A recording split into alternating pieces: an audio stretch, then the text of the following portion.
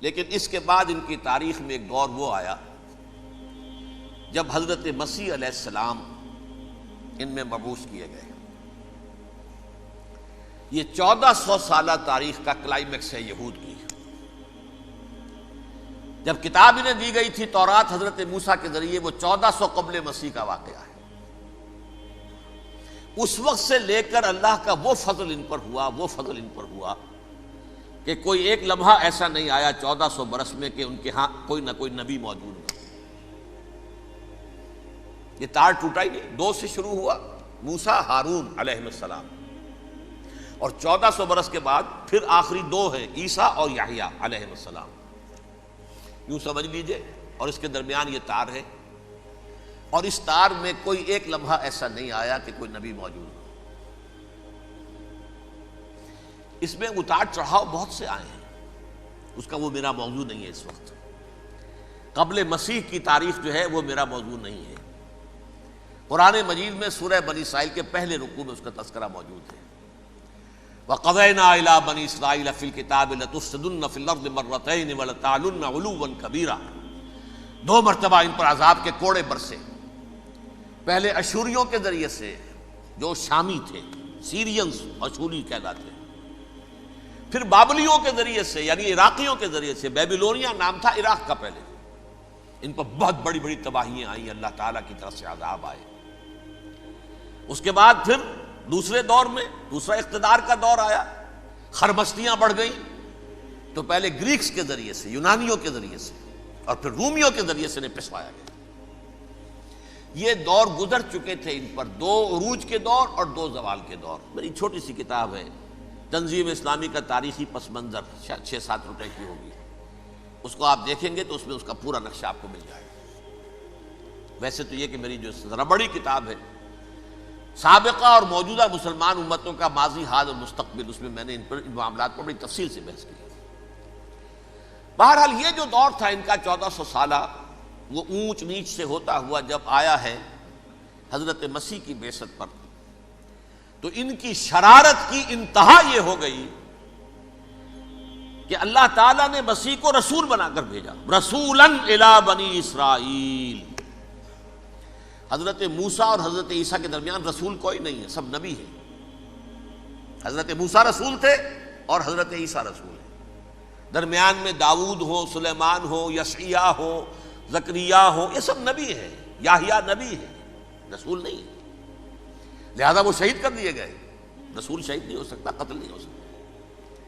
لیکن عیسیٰ اور موسیٰ کے درمیان 1400 برس ان کے جو ہیں، اس کا کلائمیکس ہے حضرت مسیح علیہ السلام کی بعثت، اور حضرت مسیح علیہ السلام کو جسے اللہ نے اپنی روح قرار دیا، روح منہ، کلمتہ القاہا الی مریم، اللہ کا کلمہ، عظیم ترین معجزات۔ انہوں نے کیا کہا؟ یہ ولد الزنا ہے، حرام زادہ ہے، معاذ اللہ، نقل کفر نہ باشد، یہ جادوگر ہے، یہ مرتد ہے، یہ واجب القتل ہے۔ اصل حکومت اس وقت رومیوں کی تھی حکومت، لیکن انہوں نے انہیں آٹونومی دے رکھی تھی، اپنے مذہبی معاملات تم خود طے کر سکتے ہو۔ تو کائفاس جو اس وقت کا ان کا ہیڈ ربائی تھا سب سے بڑا، اس کی عدالت نے فیصلہ کیا مسیح کو سولی چڑھا دیا جائے۔ پائلیٹس پونٹس، اس کے پاس ان کی ازداش پہنچ گئی، یہ ہمارا مجرم ہے مذہبی، یہ مرتد ہے، یہ کافر ہے، یہ جادوگر ہے، یہ واجب القتل ہے، اسے قتل کرو، سولی چڑھا دو۔ خیر وہ لمبی بات ہو جائے گی، اس نے تو اپنے ہاتھ دھوئے کہ صاحب ہمارے پاس کوئی جرم نہیں ہے اس کے خلاف، تم کہتے ہو تو ٹھیک ہے، سولی چڑھا دیتے۔ یہ دوسری بات ہے کہ اللہ نے حضرت مسیح کو اٹھا لیا آسمان پر، ان کی جگہ وہ شخص سولی چڑھا جس نے غداری کر کے گرفتار کروایا تھا، جوڈاس اسکیریوٹ، اس کی شکل اللہ نے بدل دی، حضرت مسیح کی سی، اور حضرت مسیح کو فرشتے اٹھا کے اوپر لے گئے، وہ زندہ آسمان پر اٹھا لیے گئے۔ اور یہ ساری تفاصیل نہ قرآن میں ہے نہ حدیث میں ہے، یہ انجیل میں ہے، لیکن انجیل کون سی؟ برنباس کی انجیل، gospel of the Lord according to Saint Barnabas. یہ حواریین مسیح میں سے تھے، لیکن عیسائی ان کو تسلیم نہیں کرتے، ان کی بائبل کو صحیح نہیں مانتے، کینونیکل نہیں مانتے۔ 100 انجیلیں تھیں، 104 تھیں، جن میں سے 4 چنی ہیں انہوں نے، یہ بتی اور جان اور مرکس مارکس، یہ ہے تو یہ 4 انجیلیں ہیں، انہوں نے تسلیم کیے کہ یہ کینونیکلز ہیں، یہ تو ہیں حقیقی، باقی جو ہیں 100 اس کو وہ تسلیم نہیں کرتے۔ ان میں سے ایک ہے یہ برنباس، اس میں یہ تفصیل ہے کہ اللہ تعالیٰ نے اس شخص کی، جیوڈاس کی، یہودا جیوڈاس اس کو انگریزی میں کہتے ہیں، اس کی شکل بدل دی حضرت مسیح کی سی، وہ گرفتار ہوا، وہ سولی چڑھا۔ وہ غدار تھا، غداری کی سزا اسے ملنی تھی، وہ مل گئی۔ حضرت مسیح کو فرشتے 4 اٹھ رہے ہیں، جس کوٹڑی میں حضرت مسیح مقیم تھے، ایک باغ کے اندر روپوش تھے، اس کی چھت پھٹی ہے، 4 فرشتے آئے ہیں، حضرت مسیح کو اٹھا کر لے گئے ہیں، چھت برابر ہو گئی ہے، اس کے بعد وہ شخص پکڑا گیا۔ بہرحال حضرت مسیح کو اللہ نے اٹھا لیا آسمان۔ لیکن وہ دن ہے کہ اس قوم کو اب مغضوب علیہم قرار دے دیا گیا۔ نوٹ کر لیجیے، اصل میں تو ہونا یہ چاہیے تھا کہ رسول کی جان کے درپے جب کوئی امت ہو جاتی تھی تو اللہ کا قاعدہ یہ تھا کہ اس امت کو نسیہ منسیہ کر دیا جائے۔ حضرت نوح کی قوم کو ختم کیا یا نہیں؟ حضرت ہود کی نگاہوں کے سامنے قوم عاد برباد کی گئی یا نہیں؟ حضرت صالح کی نگاہوں کے سامنے قوم سمود برباد ہوئی؟ یہ اللہ کا قاعدہ رہا۔ سدوم اور عمورہ کی بستیاں حضرت لوط علیہ السلام جہاں بھیجے گئے، مدین کا علاقہ جہاں حضرت شعیب بھیجے گئے، اہل فرعون جن کی طرف موسیٰ کو بھیجا گیا، سب ہلاک کر دیے گئے۔ کیونکہ رسولوں کے بارے میں اللہ کا نبیوں کے بارے میں یہ بات نہیں ہے۔ نبی آیا، اس نے دعوت دی، جس نے مان لیا اچھا کیا، اپنے لیے اچھا کیا، نہیں مانا اس کی اپنی جو ہے عاقبت برباد ہو گئی۔ دنیا میں کوئی فیصلہ اس کا نہیں ہوتا، لیکن رسولوں کا معاملہ یہ ہوتا ہے کہ دنیا میں وہ اللہ کی عدالت بن کر آتے ہیں، مانو گے تو بچو گے، نہیں مانو گے ہلاک ہو جاؤ۔ تو اس اعتبار سے وہ مستحق تو ہو چکے تھے اس کے کہ انہیں ہلاک کر دیا جائے۔ اب اللہ کی کوئی خصوصی مشیت ہے، اس میں کیا حکمت ہے، وہ ہے ایک حکمت، میں بعد میں اگر وقت ہوا تو بتاؤں گا۔ فیصلہ یہ کیا اللہ نے کہ حضرت مسیح کو تو اٹھا لیا زندہ، اور ان کی رسی ابھی مزید دراز کر دی کہ ان کو ابھی مہلت دے دی کہ تمہیں آخری استیصال، جس کو عذاب اکبر کہتا ہے قرآن، سورہ سجدہ جو حضور ہر جمعے کی پہلی رکعت میں فجر میں پڑھتے تھے، وَلَنُذِيقَنَّهُم مِّنَ الْعَذَابِ الْأَدْنَىٰ دُونَ الْعَذَابِ الْأَكْبَرِ لَعَلَّهُمْ يَرْجِعُونَ۔ چھوٹے چھوٹے عذاب اور ایک بڑا عذاب، جبکہ قوم بالکل برباد، نسیہ منسیہ، کأن لم یغنوا فیہا، ایسے ہو جائیں جیسے کوئی تھے ہی نہیں آباد یہاں۔ لا یرا الا مساکنہم، اب ان کے مسکن نظر آتے، مکین نظر نہیں آتے۔ یہ عذاب اکبر جو ہے وہ ان پر نہیں آیا، حالانکہ وہ مستحق ہو گئے تھے اسی وقت۔ اس کو یوں سمجھیے کہ کسی شخص کو پھانسی کا حکم تو ہو جائے، ایگزیکیوشن نہیں ہوتا ہے، کئی سال گزر جاتے ہیں پڑے ہوئے، اور معاملات جو ہیں وہ چلتے رہتے ہیں۔ یہ معاملہ ہوا اس کے ساتھ، ورنہ یہ مستحق ہو چکے تھے آخری بربادی تباہی کے، عذاب استیصال، جڑ سے کاٹ دینے والا عذاب، وہ آ سکتا تھا ان پر اسی وقت، لیکن اللہ نے ان کی مہلت دراز کی ہے۔ لیکن اس کے بعد اللہ نے ان کو ایک اور موقع دیا۔ 600 برس بعد حضرت مسیح کے محمد الرسول اللہ صلی اللہ علیہ وسلم کی بعثت ہوئی، اور یہ میں سمجھتا ہوں کہ اس قوم پر اللہ کا اتنا بڑا فضل تھا، اتنا بڑا فضل تھا، اتنا بڑا فضل تھا۔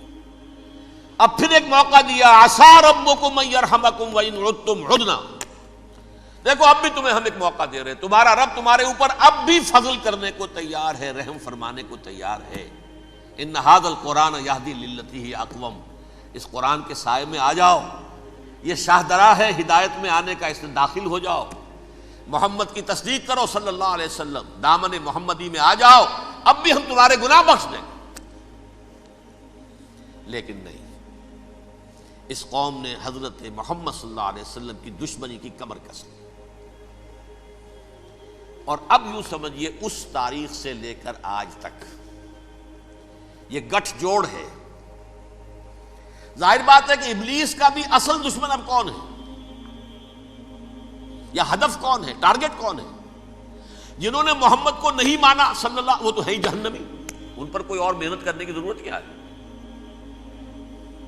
سمجھ گئے میری بات؟ حضور کی بعثت کے بعد جنہیں حضور کو رد کر دیا، ان پر ایمان نہیں لائے، وہ کون ہے؟ کافر، وہ جہنمی ہے ہی ہے۔ لہذا اس کے اوپر کوئی محنت صرف کرنے کی ابلیس کو ضرورت نہیں ہے، اس کا اصل ٹارگٹ امت محمد ہے صلی اللہ علیہ وسلم۔ وہ ساری نوع انسانی کی دشمنی اب آ کر مرکوز ہو گئی ہے امت محمد صلی اللہ علیہ وسلم کی دشمنی پر۔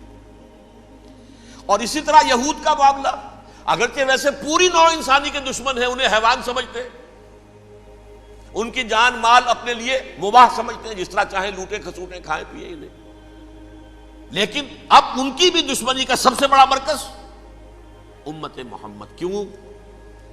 وہی تکبر اور حسد، وہی بیماریاں۔ انہیں تکبر یہ ہو گیا تھا کہ 2000 سال سے یہ نبوت ہماری میراث، ہماری جاگیر، بنو اسرائیل کے اندر سینکڑوں نبی آئے، 3 کتابیں اللہ نے ہمیں عطا کی، یہ کہاں سے آ گیا محمد صلی اللہ علیہ وسلم؟ معاذ اللہ ثم معاذ اللہ، یہ امیین میں سے، یہ جنٹائلز میں سے، یہ گوئنز میں سے، یہ حقیر ان پڑھ، کہاں ہم کہاں یہ نہیں تسلیم کریں گے۔ حالانکہ قرآن کہتا ہے یعرفونہ کما یعرفون ابناہم، ان کے علماء ایسے پہچانتے تھے حضور کو جیسے اپنے بیٹوں کو پہچانتے ہیں کہ یہ آخری نبی ہے، لیکن تکبر اور حسد کی آگ میں جل اٹھے۔ اب ان کے بھی دشمنی کس سے ہے؟ محمد اور امت محمد صلی اللہ علیہ وسلم۔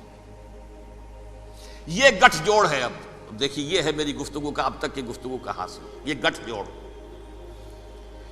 ایک غیر مرئی دنیا، انویزیبل دنیا کا ابلیس لعین اور جنات میں سے اس کے لشکری فوج۔ انسانوں میں سے ویسے تو اور بھی بہت جگہ اس کے ایجنٹ ہیں، مسلمانوں میں بھی ہے، لیکن بحیثیت قوم، بحیثیت مجموعی، ایک پوری قوم، ایک پوری نسل جو ہے اس کے ساتھ گٹھ جوڑ ہے۔ ان دونوں کی گٹھ جوڑی کے ساتھ یہ دشمن دون ہیں انسانیت کے، پہلا دشمن ابلیس لعین، عزازیل لعین، اور دوسرے دشمن یہود ملعون۔